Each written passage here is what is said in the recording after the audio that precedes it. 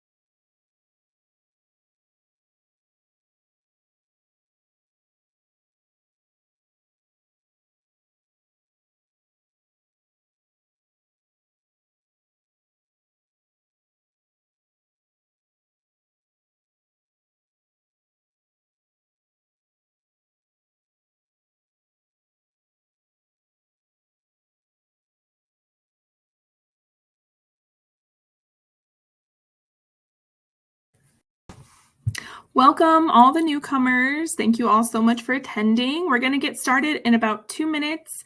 One last reminder, if you haven't done so already, feel free to introduce yourself in the chat box.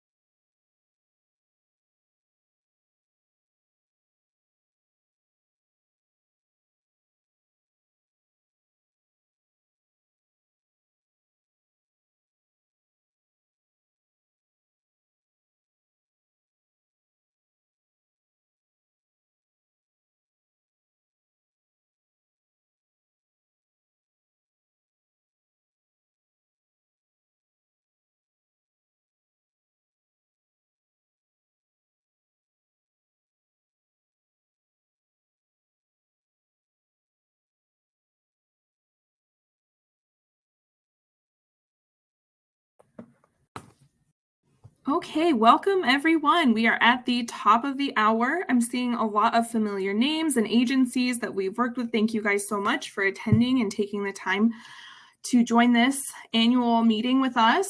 So we have several panelists with us today who will be answering all of your questions.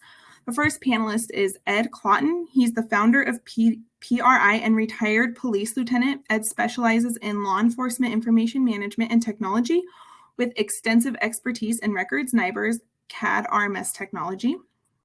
Brian Cash, as an instructor, researcher, and curriculum builder for PRI, Brian brings over 27 years of experience as a retired veteran of law enforcement. Kevin Marcy currently serves as a police chief and has experience as an instructor, curriculum developer, and intelligence analyst at the local, state, and federal levels.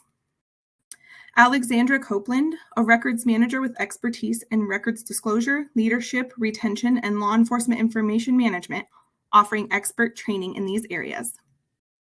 Kirsty Jones, experienced records manager with expertise in law enforcement records management, including creation, maintenance, usage, retention, and disposition, as well as public records disclosure and property and evidence management.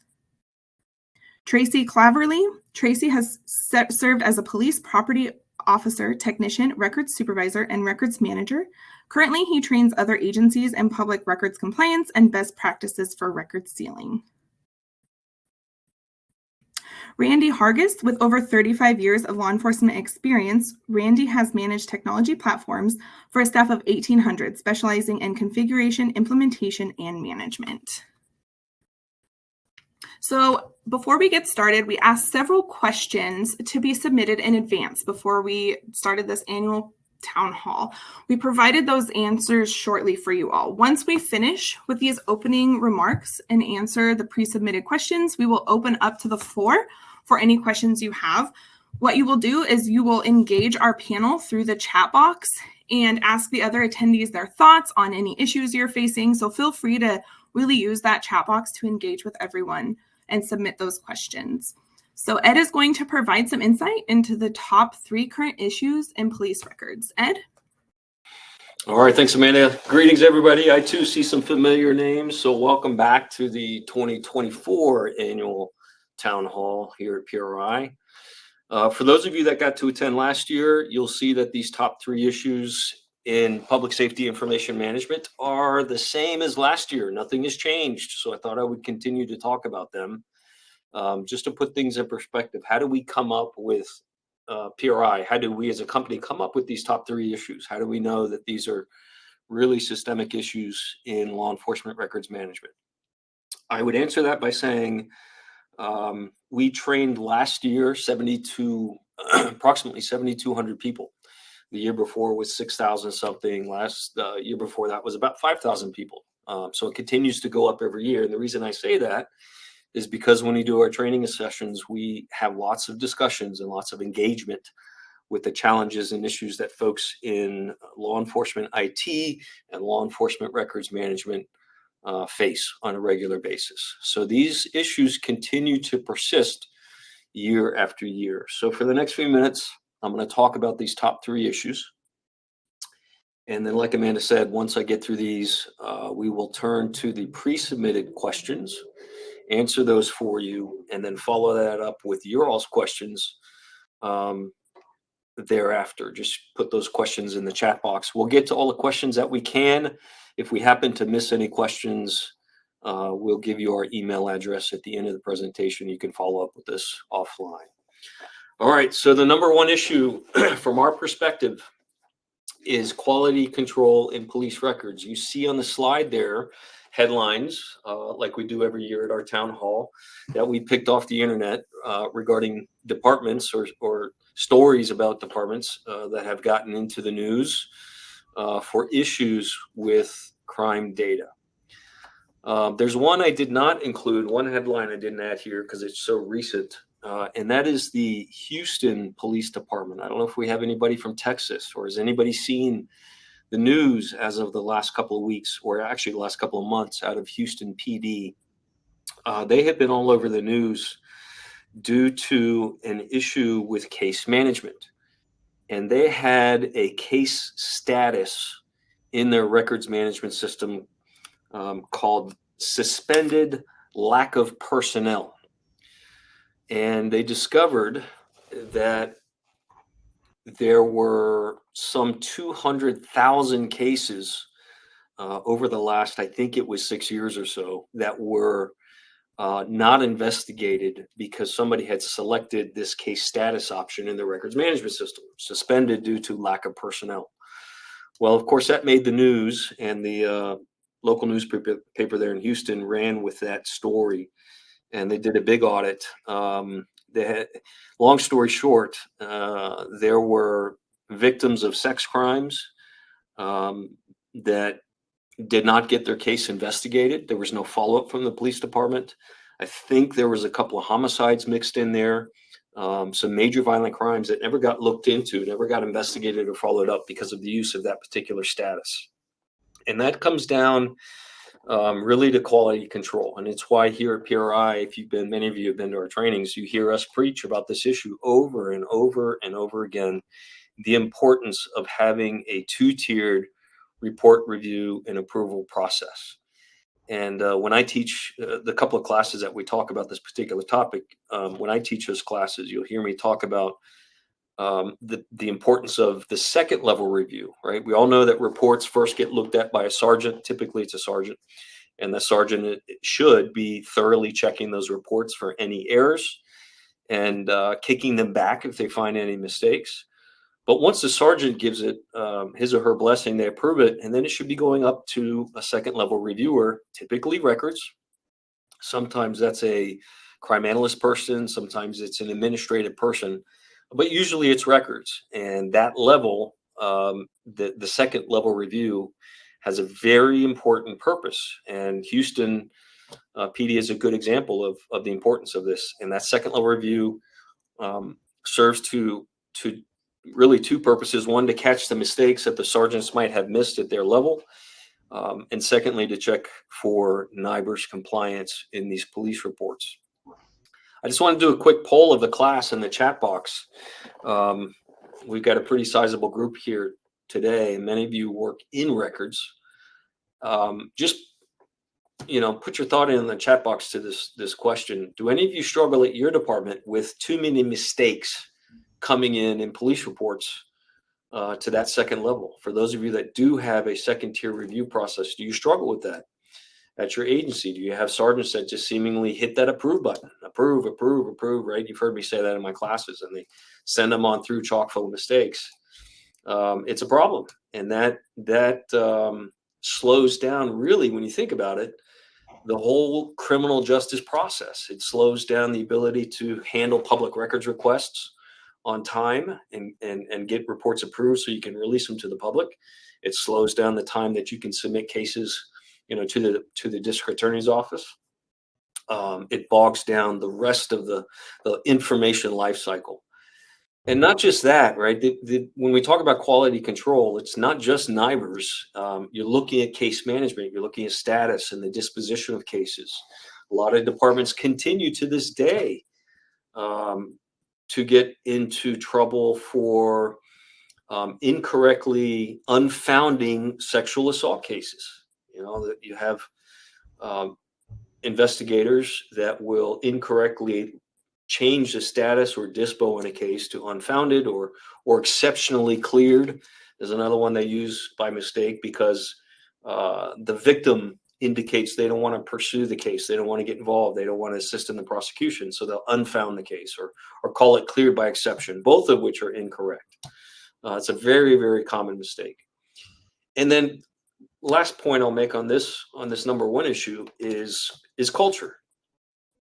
Too many law enforcement agencies today still operate in this old mindset. You've heard me talk about this before too, where quote unquote civilians or administrative folks or records folks should not be correcting or reviewing reports written by police officers, and that's just not right.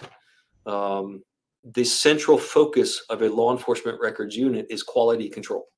That is the number one priority of a police records unit, is to make sure the department is producing accurate, error-free, and well-written records. Quality control also, there is actually one more point that's popping into my head here. Seals and expungements. Backlogs, when you have backlogs of seals and expungements or records, general incident reports, arrest reports, things like that are backlogged or sitting in a queue somewhere, is what we call here at PRI ticking time bombs. Those are court-ordered seal orders or expungement orders that have to be processed immediately. And it puts an agency at real risk when those don't get processed, or when you have hundreds of reports sitting in a queue that have not been reviewed and approved. That's a real risk issue.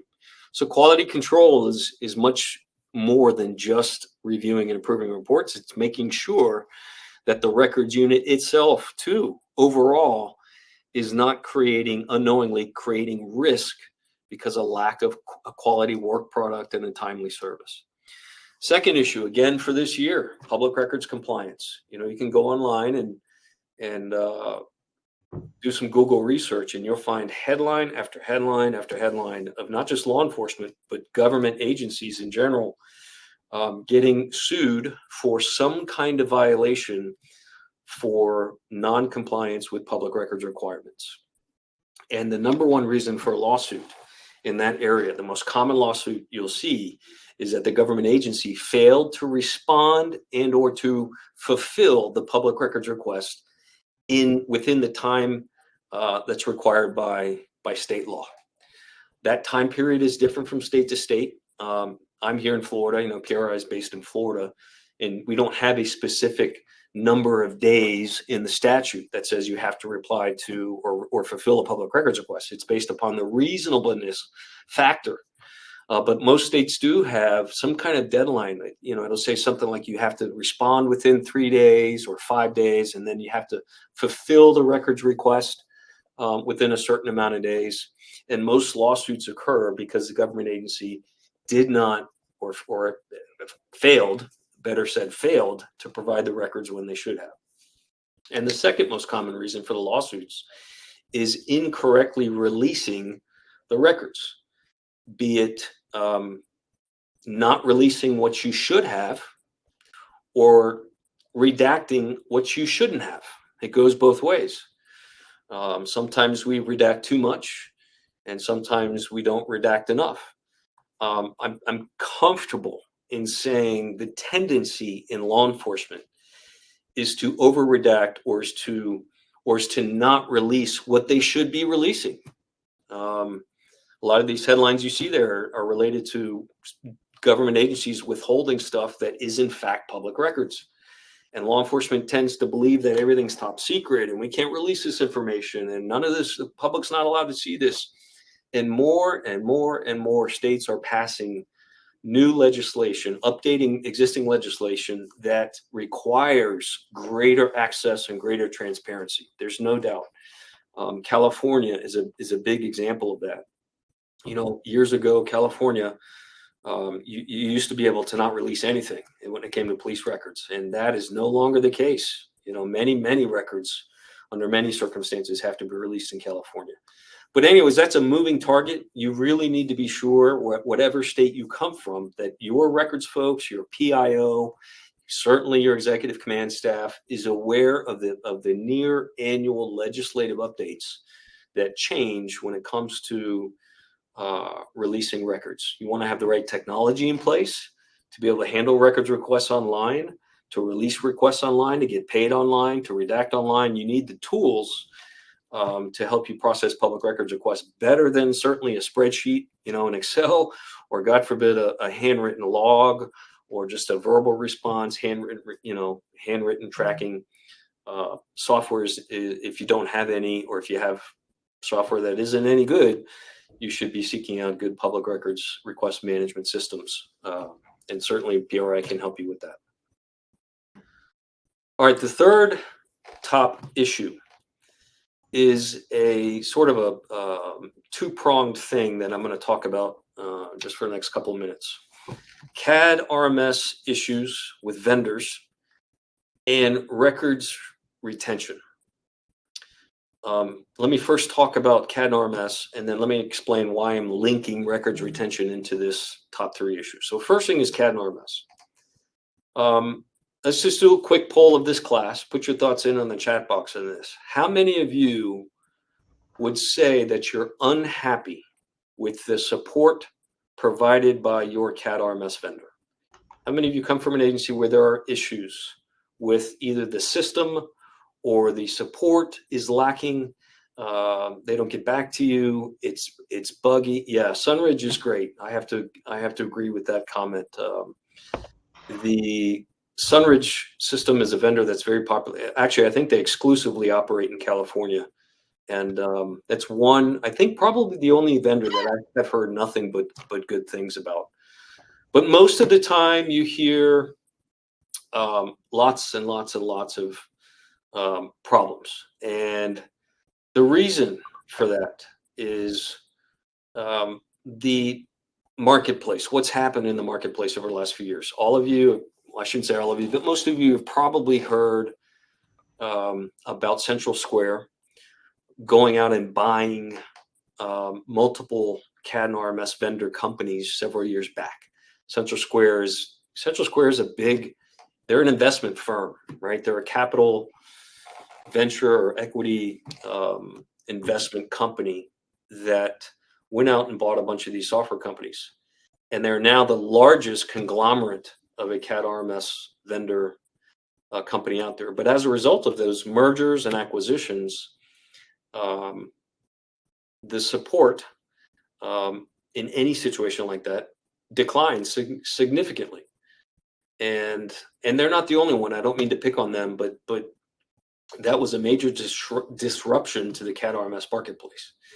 And when that happens, no matter what vendor you use, especially if you're one of the ones that got bought up, if you use one of those systems that got acquired, the support is going to decline. But again, in all fairness to them, that's systemic. We hear complaint after complaint after complaint from departments that just don't have sufficient support for what are mission critical systems in law enforcement. And the other thing with vendors is this tendency for them to get a contract. You know, they sell a department on their system, and the next thing you know, it doesn't work. NIBRS isn't working right. The system doesn't process NIBRS coding correctly, or NIBRS reporting correctly. Issues with integration to other systems, interfacing with other systems. It's a problem. We hear a lot of complaints, and I know personally, I know of over the last, I'd say 2 to 3 years, I could name a handful of agencies that before even going live with the new system that they recently purchased have canceled the contract. Before even going live, they're dumping the vendor and going with another system because of issues, contract issues and relationship issues with the vendor. And that's not good. Now, on the records retention side, how is that related? There's another, this is a continuing issue in public safety, and it's something we all have to do better at, and that is staying on top of purging records, including electronic records.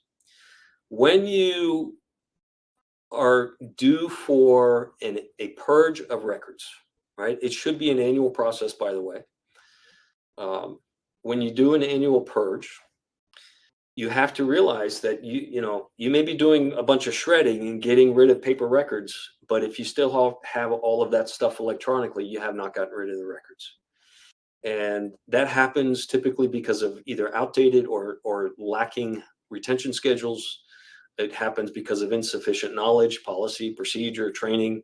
It also happens because of a breakdown in communication between your agency and the courts, not getting the court dispositions back. And if you're not getting court dispositions back, or if you don't have a process in place to review the court dispositions and get that information back to tell you that, yes, these cases are over, then you don't know if you can purge the records, right? We're talking about cases with arrests. Court dispositions are imperative, and that's a prohibiting factor to destruction of records. So how does that tie into CAD and RMS? Well, if you are looking to get a new CAD RMS system, do not make the mistake as an agency of deciding we are going to migrate all of the data in our current system to the new system.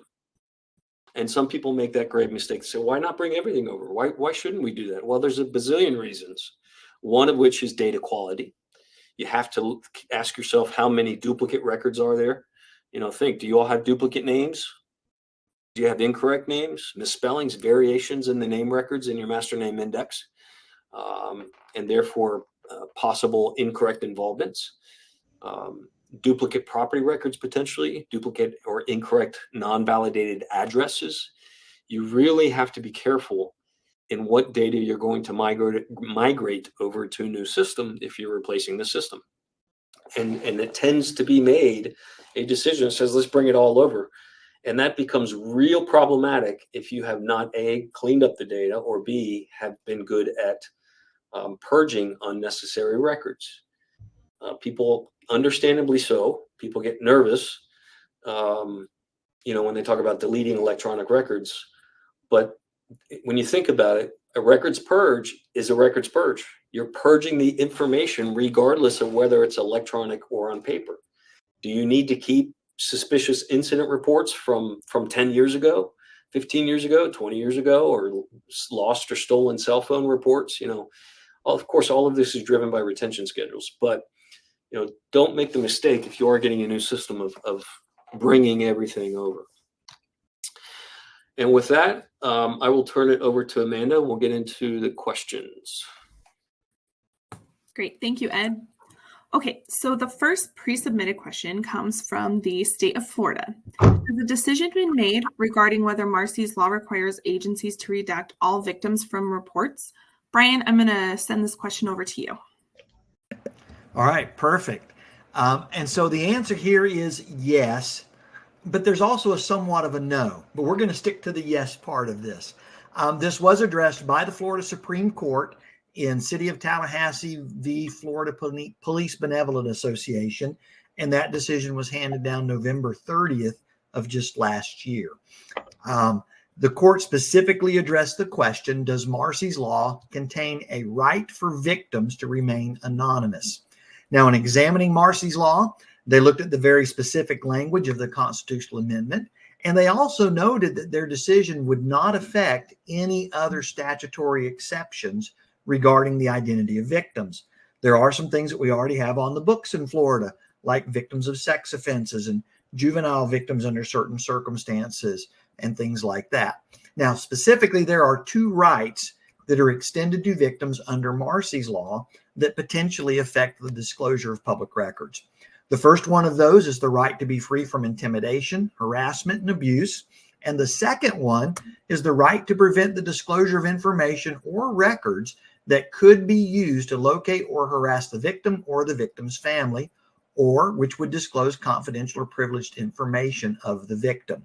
Now, in interpreting this constitutional amendment, basically what the Supreme Court did was they looked at that very specific language of the statute to prevent the disclosure of information or records that could be used to locate or harass the victim or the victim's family.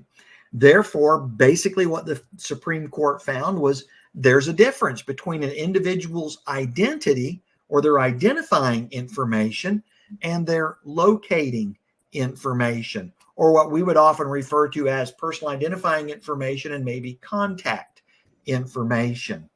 So they looked at the statute and looked at some other Florida laws that we already have that expressly exempt certain information about victims.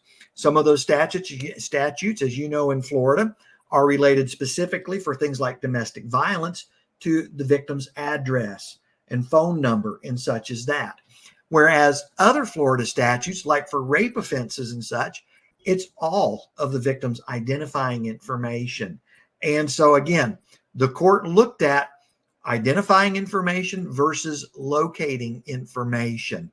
And at the end of the day, the Florida Supreme Court said, there's really no blanket exemption here for victim identifying information. Here's the quote they gave.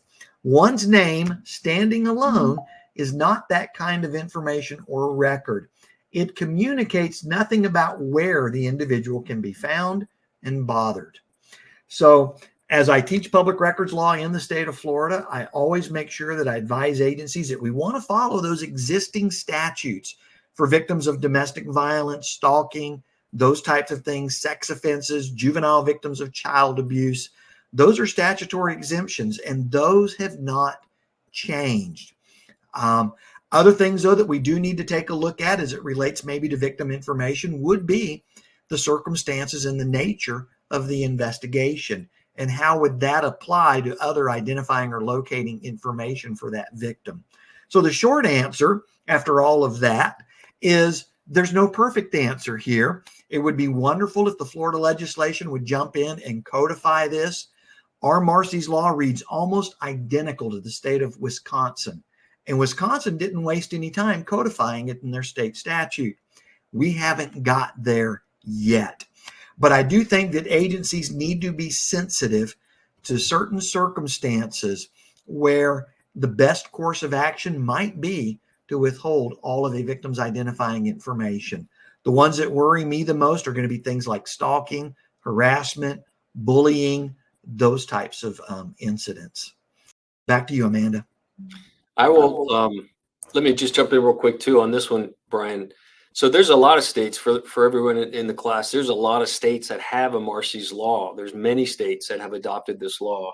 And just bear in mind, this case law we're citing is a specific to state of Florida Supreme Court law. And it may not be an issue that's been addressed or decided upon for your particular state. So just bear that in mind, that decision is specific to Florida. Amanda? Great, thank you.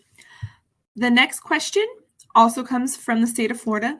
I know there was a case being decided regarding whether Marsy's law applies to police officers. Do you know if that has been decided? Brian, I'm going to push this to you as well. All right. It's actually all part of the exact same Supreme Court decision. There were three questions that were presented to the Supreme Court in this particular decision. And one of those was whether or not a police officer acting in the line of duty in the course of their official actions would be considered a victim for the purposes of Marsy law. And actually the court, they didn't even answer that question. And I think that's because in Marcy's law, there's no distinction of what or who a victim is. A victim is a victim. It doesn't say that there's different classes of victims or that police officers or other government employees are excluded. It just says victim. And so based on that, the Supreme Court didn't even go there as it pertains to law enforcement officers. What they did say was, we only need to answer the third question to resolve this case. And their quote is, Marcy's law guarantees to no victim, police officer or otherwise, the categorical right to withhold his or her name from disclosure. So the definition that they're following is the one provided in Marcy's law. What is a victim?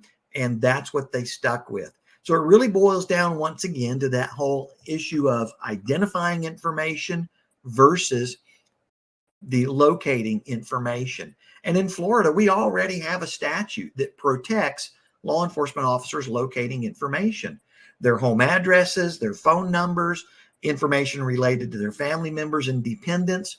All of that is confidential under Florida statute.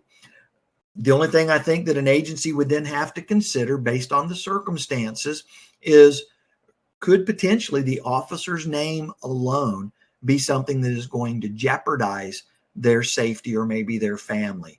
And I think in most cases, because we are acting in the line of duty, arrest affidavits in Florida, the officers have to provide their name. They have to sign that arrest affidavit. And so in probably most all of those circumstances, that information is going to be public record. Interestingly, too, Ed mentioned that, of course, this is Florida specific, but there are a lot of states that have Marcy's law, as Ed mentioned, and it reads different in almost every state. Some states, Marcy's law doesn't do much at all to protect identifying information. And then we've got some states where we look at the exemption for an unwarranted invasion of personal privacy. And those states use that very broadly as a catch-all for all kinds of information. Sadly, for those of us in Florida, though, we don't really have any privacy protection. Thank you, Amanda. Back to you. Great. Thank you, Brian. The next question comes from the state of Texas. Does NIBRS track case status and disposition? Ed, I'm going to hand this question over to you. The answer is kind of. It doesn't specifically track each case's status and disposition. So I would say no, it doesn't track it. However, status and disposition very much impacts your NIBRS data. There are 5 case statuses in the world of law enforcement. And I'm using generic terminology here. These terms may be called something different in your particular system, but there's 5 statuses. Cases can be open, closed, cleared by arrest, cleared by exception, or unfounded. And NIBRS wants to know about cases that are cleared by arrest, cleared by exception, and unfounded. They don't really care whether it's open or closed. It doesn't track that detailed or that granular information. But cleared by arrest, obviously we track arrest data in NIBRS. So yes, it wants to know about clearance by arrest, same thing with clearance by exception. A clearance by exception is a case that has been solved, and the suspect, that means by inference, obviously, it inherently means you've identified the suspect. Right? An exceptional clearance is we've solved the case, but there's some reason preventing it from having an arrest. There's some reason preventing an arrest from being made. And that infers that the suspect is known, you know who it is and where they're located. And if you could, you would make an arrest. You've got enough information to make an arrest, but there's some reason preventing the arrest from being made. And then unfounded counts too, because when you unfound a case, if your software is working correctly, unfounding a case means that crime didn't happen. And so it does not get counted in NIBRS. Disposition, NIBRS counts the reason for an exceptional clearance. So disposition is not so standardized like it is for status. Dispositions, that term represents the final outcome of the case. What is the final end point outcome of the case. And when you select exceptional clearance for your status, your disposition represents the reason for the exceptional clearance. What type of exceptional clearance was it? And in that regard, NIBRS would be interested in that data. So I don't like to say that it tracks status and disposition, but it does use that information. Amanda? Thank you, Ed. The next question comes from the state of California. I am new to the world of records, and I know there was a big change to the PRA chapter numbers recently. Did this include a change to the actual laws themselves? Tracy, I'm going to hand this question over to you. Okay, good morning / afternoon. The real sort of quick answer to it is no, there weren't any real changes, rather, to the actual law. The reason behind it was since the law was enacted in 1968, they've made different revisions and things that kind of made the law itself kind of jumbled up and kind of confusing to the public. So it wasn't an easily workable thing. So some of the things they wanted to accomplish with that is they wanted to reduce the length and complexity of the current sections. They wanted to avoid unnecessary cross-references. They wanted to organize the existing provisions in a way that similar provisions are located kind of in this general area, so you don't have to hop around or try to figure out if this then that kind of thing. And then of course, if there are any duplicate provisions, that was one of the things they wanted to change. So pretty much what they did in rewriting it or renumbering it, they broke it up into basically 7 parts. You have the general provisions, which covers from 7920 to 7920.545.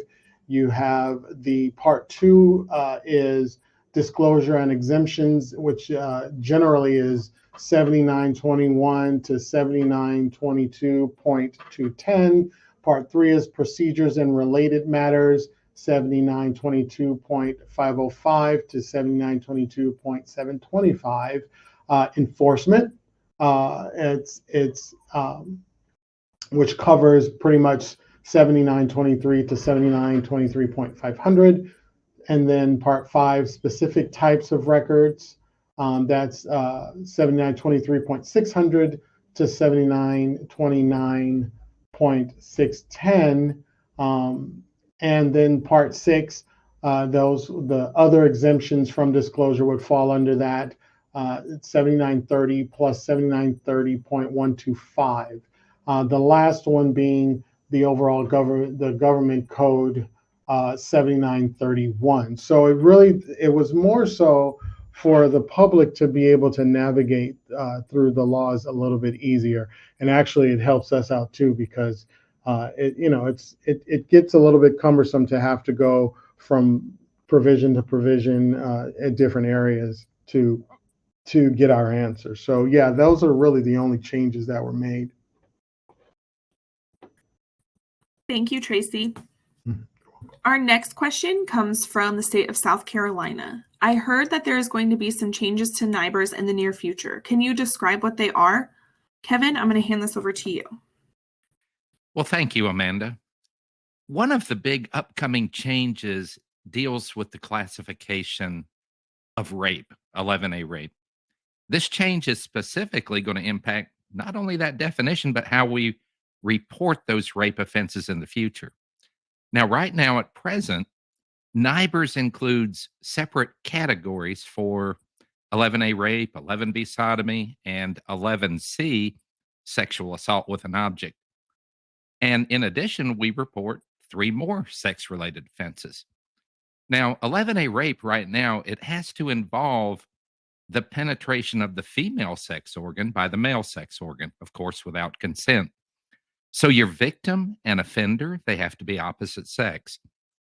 11B sodomy is defined as oral or anal sex without consent. So your victim in that type case could be male or female. And it's also reported as a separate offense, sometimes with rape. Now, 11C, assault with an object, that involves the insertion of any object other than the male sex organ into the anal or genital opening of another person without consent. However, this new approach, it's going to simplify reporting by consolidating all three offenses into a single category of 11A rape. Now, right now, at the federal level, the FBI is already converting these three into 11A rape. So if you were to look at your numbers online, well, you're going to see that. Individual states and records management systems, they have 1 year to affect this change right now. However, all of our states, they're on a different timetable. So you really need to coordinate with your state to determine when this change will impact your agency. However, until that change is made, in your individual states, we all have to continue to report those sex offenses, that is, rape, sodomy, and sexual assault with an object, as individual offenses in NIBRS, because otherwise, we could get an error message depending on your system. Now, I see this is coming from South Carolina. What I'm being told right now is we're probably looking at around July in our state. I'm not sure, but that's what the state law enforcement division is telling us. Another thing we're seeing is, we see this inclusion now of the law enforcement suicide data collection program, and that's reported through the LEAP portal, right? And this is separate from the law enforcement officers killed and assaulted program. Now, right now, collection of this information is voluntary and, again, being reported through LEAP. And if you don't have access to LEAP, that is the law enforcement enterprise portal, let us know. We can get that information to you. Now, these events are reported anytime a current or former criminal justice professional attempts or actually commits suicide. So it's not just police officers. This includes 911 operators, victim advocates, judges, and many others. It also includes everybody that's in this webinar today. So anyone attached to the criminal justice system, if they attempt or actually commit suicide, that is reported in this program. That program aims to help us as law enforcement agencies better understand and prevent suicides among current and former law enforcement professionals. And finally, as it relates to the use of force data collection, there is a very big push to make use of force data collection mandatory. Right now, it's voluntary, but it's very highly recommended that agencies participate. And once again, this is handled through the LEAP portal. And some states, such as my own state of South Carolina, we are allowed to even submit worksheets to the state and they'll report it for us. So it depends on your state. But it's important also to know that the federal definition is usually much different than that spelled out by either your state or your policy. These are usually much more serious events as we report them in the federal system, and they usually involve injury and discharge of a firearm. But those are the three big things that we see right now that are coming up in the near future. And of course, I think this will also help simplify, especially when it comes to the definition of rape, and put us all on the same page. Back to you, Amanda. Thank you, Kevin. Our next question comes from the state of Washington. Our records unit is wanting to do a purge, but we are concerned about what we can purge because of our property evidence unit. They have a lot of old evidence, but isn't sure what they can destroy. How do we know what records can be purged if we don't know what is in property? I'm going to hand this question off to Kirsty and Alexandra. Thanks, Amanda. The basic, what it comes down to is if you have records and you're still holding evidence for the same case, then those records should not be destroyed. And the reason for that is if and when you do get around to purging evidence, those records are vital in helping evidence technicians determine whether or not they can indeed destroy the evidence. It's often the disposition that's needed, or even if evidence items are to be returned to an owner, that name and contact information is probably in the record for that case file. So bottom line is, if you've got evidence, you shouldn't be destroying the records. However, that doesn't mean that you shouldn't be destroying records at all. In fact, really what you need to do is do a purge of your evidence unit before you do a purge of your records. Disposition and purging should be done regularly, not just in a records unit, but also for property and evidence. And just like records, space is an issue, physical space. But many police departments have property and evidence units with very old items. They don't know what items they have, or they just don't regularly destroy them. And that's really an issue, because it does then impact records. When records says, hey, we've got these records, we know we're able to destroy them, we've done our research otherwise, oh, but wait, we're still holding property for them. So best recommendation would be to do a purge for your evidence unit, and then they know what they do and do not have, and hopefully also work out some policy and procedures for the future so that records and evidence are talking to each other on a regular basis about this disposition. Different departments are set up in different ways. Sometimes evidence is part of records, sometimes it's a completely separate unit. Sometimes records management is done by another unit. But the point being that any unit that's holding records or evidence and doing disposition needs to communicate with the other units that will have related records. Alexandra, anything to add? I know that I've generally had success with making sure that you're purging your evidence room in a timely manner and following up with, local prosecution about any potential dispositions that are holding up that evidence purge. But then also, once you've done that, actually doing the records purge, then revisiting with the evidence unit to talk about records that were held solely based on evidence needs. So like otherwise would have been purged, but were held just for evidence, so that you can reevaluate and really help to focus on which items need dispositions. That's just sort of my practical recommendation for that particular issue. But and I see Felicia's got a comment here that their clerk of the court gives them a list of cases that are finished and with disposition dates. And that way on her end, she can look up the case number and add it to their list of items or records that can be destroyed. And records then shares that with their evidence person, so they know they can get rid of evidence. So it is a lot of that communication back and forth. And Alexandra makes a good point too, that sometimes there are reasons why evidence needs to be kept. There are also differences in state laws. So in Washington, there's a requirement to keep certain sexual assault related pieces of evidence or those with DNA work products that do need to be kept for a much longer period of time, regardless of how long the record is kept for the case. So but it's tricky. We talk a lot about retention and disposition for records and often forget that there's also evidence, and that dispositioning there is just as important as dispositioning your records. Amanda, back to you. Great. Thank you, Kirsty. Thank you, Alexandra. Our last question comes from North Carolina. We are in the process of replacing our CAD RMS and have heard a lot about other agencies having a bad experience with their chosen vendor. What is the best way to ensure we don't get taken advantage of by a vendor which doesn't provide good support? Ed, I'm going to hand this question off to you.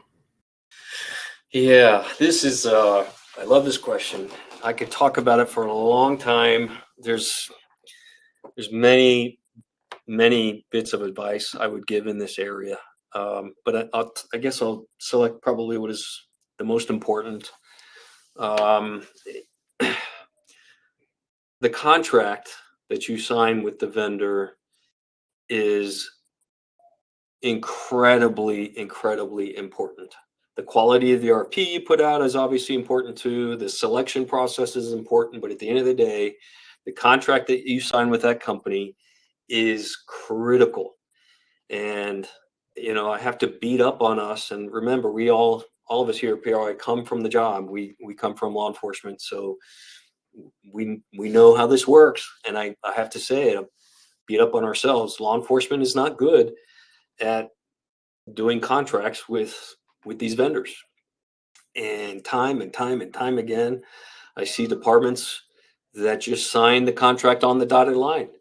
And they get usually it's the vendor that you choose that will provide you with their standard contract. And usually that standard contract, I can bet you dollars to donuts, is heavily weighted in favor of them and not you.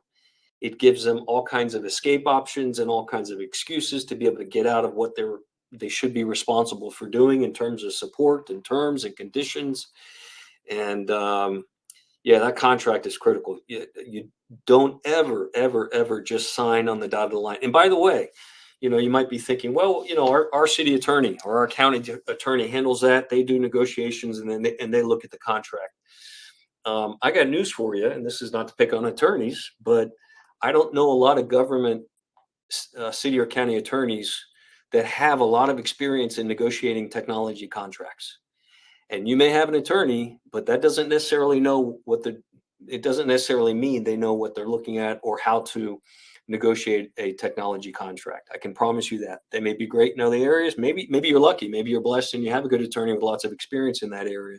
But it's quite possible your attorney does not have experience in negotiating a tech contract, and they don't understand service level agreements, and they don't understand terms and conditions that hold the vendor to account for their responsibilities when it comes to NIBRs and timely support and interfacing. And I have read, this is one of the things we do obviously here at PRI when we are consultants on these kinds of projects. We are part of that negotiations process, and it's our job to review contracts for our clients and to give feedback. And we pick them apart with a fine-tooth comb. We will call out everything that is not in favor of you, or at least is not equally balanced, favorable terms between you and the vendor, which it should be. And give you the tools, but just be very careful with the contract, and of course be careful in who you select. Right? Don't get a system. Don't select a CAD RMS vendor just because your next door neighboring agencies have them. Don't select the vendor because you met him at a conference. You went to the ICP conference or some other conference and got a great demo, and some salesman did a fantastic show and said, this is what you should get. And they give you the wow factor. And you're like, this is great. Let's get this. I've seen that happen. The chiefs go to the ICP conference, come back and say, I saw this system. This is what we're going to get. And these projects require a lot of work, due diligence, research, planning, project management expertise. And so you got to be careful in picking a vendor that best meets your particular agency's needs, and do your homework when you go to pick your vendor. Don't just accept the references that they provide you, right? You want to dig into their background. Have they been sued many times? Call around departments that use this system beyond what they have, beyond their proposal references to you, dig beyond that and get into Google, page 7, 8, 9, and 10 on Google, and look them up and see their performance history. I'm also going to have Randy, one of our consultants at here at PRI, chime in on this too. Randy?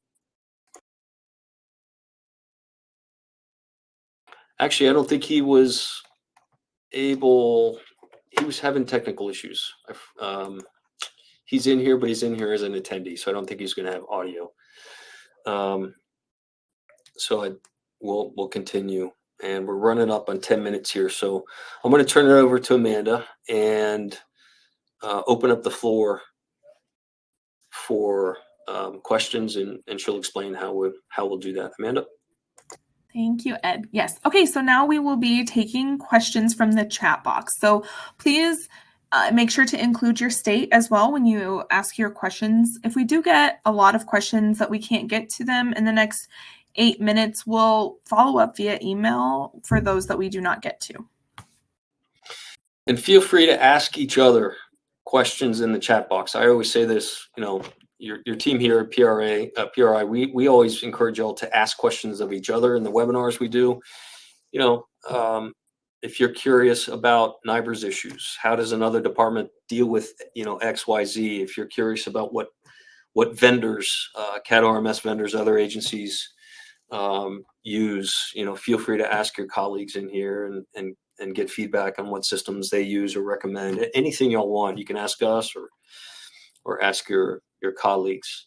Yeah, Felicia has a great chat, a good comment here. She says, good rule about these vendors is to ask 8 other agencies who they have and what their opinion is. Ask the records people what they think. Amen. Lots of lots of time management is the one who decides these things, and they don't deal with the system as much as the clerks. Not just the clerks, but call takers, communications folks, the officers, detectives, crime analysts. The most important entity in a CAD RMS technology project is the end user. Command staff should never, ever, ever be singularly or single-handedly deciding on what system what your department should get. That's not that's not to besmirch command staff, but it is to say that if your bosses and your IT people, God forbid, are deciding what system to get without doing the right project management and project approach, inclusive of getting needs assessments done and input from everybody, that's not good. So, yeah, exactly. Price is not everything.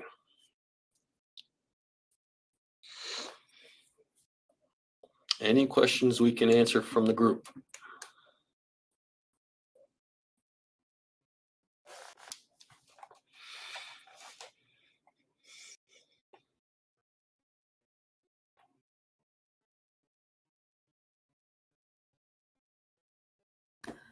Okay, we just got our first question.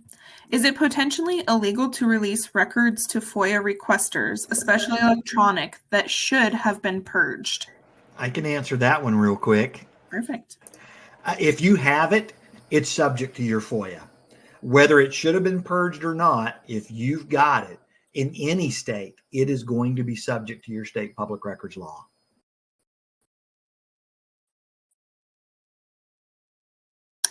Great, thank you. We have a question from Matthew. He's asking if any agencies using Hexagon RMS CAD, do you love it? Do you hate it? Type your comment in the chat for him. That'd be great. Next question from West Virginia. I'm in a very small department. I've been here for a little over 2 years. The previous chief and police clerk did not have a record system established that makes any sense, and things were still being done in a 1950s manner. Is there suggestions on the best way to find a better way of defining this record system and creating a digital record from what's here? I can take that. It's a great question. Best way to find a better way of defining the system comes down to kind of what you're saying. The answer lies to what you're describing. You have to come up with what are called user requirements, system specifications. And if you're from a very small department, it would not be a very big project, but